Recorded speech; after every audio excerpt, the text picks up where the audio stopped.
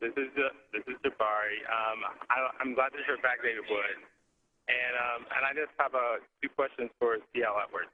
One is, CL, did you face a lot of racism as from your fellow as a Muslim? And two, what was the reaction of your mosque when they found out that you gave your life to Christ? Okay. Very good question. Actually, yes, I did experience racism in Islam, which was a surprise because I was told there was no racism in Islam. There were times where I would go inside the mosque.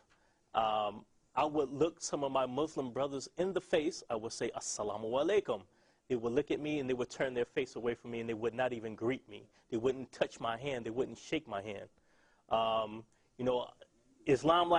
Muslims like to parade the idea that Islam is this universal, worldwide brotherhood. But the issues of racism that are real within the Ummah, the community of Muslims, are real, and they don't get addressed a lot. They get pushed under the table. You got to understand that black Americans represent maybe the highest growth of Islam. They are converting to Islam in droves, but you rarely see a black person given leadership in an Islamic organization like INSNA or MSA, any of these type of things. Another incident, I'll tell you this true incident that happened to a friend of mine in Toronto. He was friends with an Indian gentleman, two Muslims.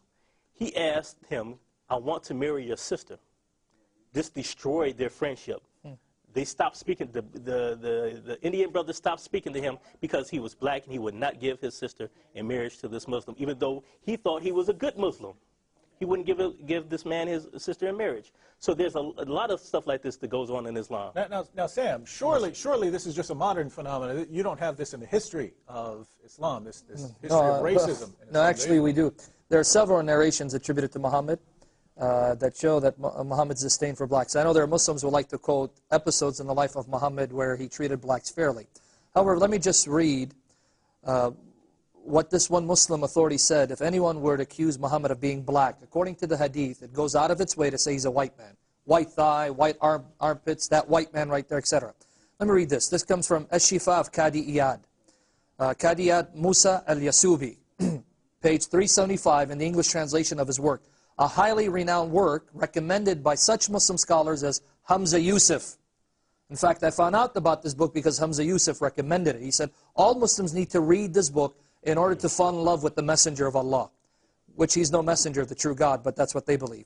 Page 375 of the English translation of Ash-Shifa of Qadi Iyad, notice what this says.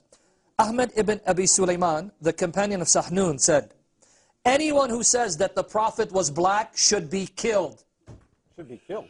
Let me read it again.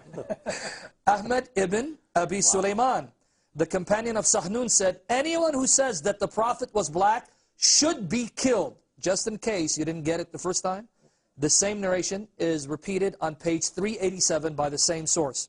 Ahmad ibn Abi Sulaiman, Sahnun's companion, said that whoever says that the Prophet was black is killed. The Prophet was not black.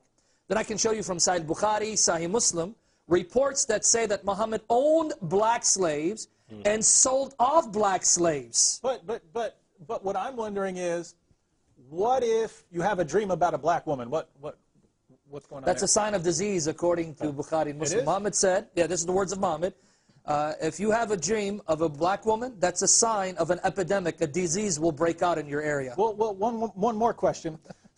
When Muhammad wanted to explain to his followers that they should follow their leader, and he had to give the most extreme, worst imaginable example of a leader, what did he say? You should follow your leader even if he's... Is an Ethiopian whose head looks like a raisin. Now, or black Ethiopian whose head looks like a raisin. Now, obviously, this must be some horrible source that no Muslim trusts. What would be the source on that? Bukhari and Muslim. Sahih al-Bukhari, the most trusted collections? The two Sahih, it's found in both narrations. Hold on, are you saying that in Islam's most trusted collections of ahadith, Muhammad calls black people raisin heads? Right. Yeah. But Sam, I didn't read that in my copy. It doesn't say that in English, does it?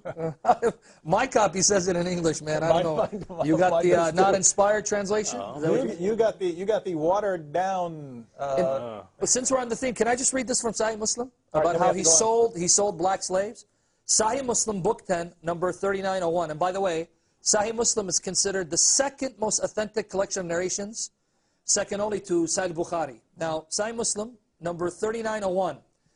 Narrated Jabir ibn Abdullah, there came a slave and pledged allegiance to Allah's apostle on migration. He, the prophet, did not know that he was a slave. Then there came his master and demanded him back, whereupon Allah's apostle said, sell him to me. And he bought him for 2 black slaves. So a non-black slave is worth 2 black slaves? Yeah, well, here it doesn't say he's a black slave, so it's a non-black slave, yes. Interesting. Well, we had there was a part 2 to that question, namely, how did your mosque react when you left Islam?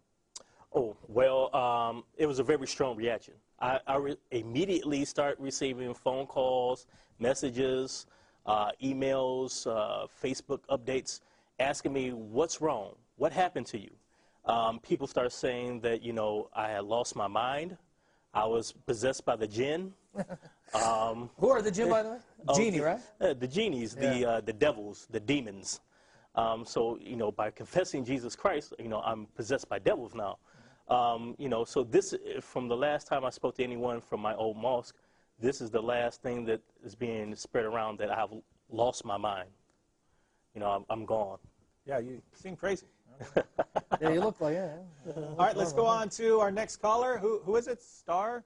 I'm Dar, and Dar. you were asking earlier about contradictions in the Quran. Uh-huh. Right. I'm sure someone has the Quran there. Who is normally said to have built the Kaaba? I can't hear him. What he said, who is said to have built the Kaaba? Who is said to built the Kaaba? In Surah Al-Baqarah, chapter 2, it is implied that Abraham and Ishmael built the Kaaba, but it's not explicit. Correct. And that the normal Muslim will say Abraham built it. Look in your Quran, please, if you would, in Surah 5, verse 97. Okay. Okay. What about it? It says Allah built it. Allah hath appointed the Kaaba? Yes, yeah. Well, a Muslim may say that Allah did so through human agency, because he acts through human agents and angels. Okay. Okay. You know? And on your other discussion, if you have Tabari, I'm not sure how you pronounce that. Tabari. Al-Tabari.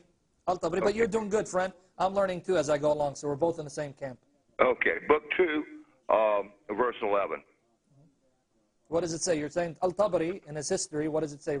Oh, well, it's about it's about racism, and basically it's Muslim historians are going through and coming up with a lot of stuff. Okay, all right. Yeah, it's rather long. I really wouldn't want to. Summarize the gist of it. Give us the gist of that quotation. The gist of it: Noah prayed that the prophets and apostles would be descended from Shem, and the kings would be from Japheth. He prayed that the Africans' color would change so that their descendants would be slaves to the Arabs and Turks. Wow. Wow. You know, that's an interesting statement, because there are some narrations that actually said, in fact, let me read it, just to go with that. Someone said, well, this is an isolated report. This is Tabari, and Tabari is not always accurate in what he says. But let me just read this. This comes from At-Tirmidhi, the hadith collection of At-Tirmidhi, as well as Mishkat al-Masabi. Let me read the one from Mishkat al-Masabi. It's Abu Darda reported, Allah's messenger saying, Allah created Adam when he created him, and struck his right shoulder and brought forth offspring white like small ants. And he struck his left shoulder and brought forth his offspring black as though they were charcoal. Then he said to the party in his right hand, those who were white, to paradise, and I don't care. And he said to the party in his left shoulder, who were the black-skinned, to hell, and I do not care. So, that's Islam for you, my friend.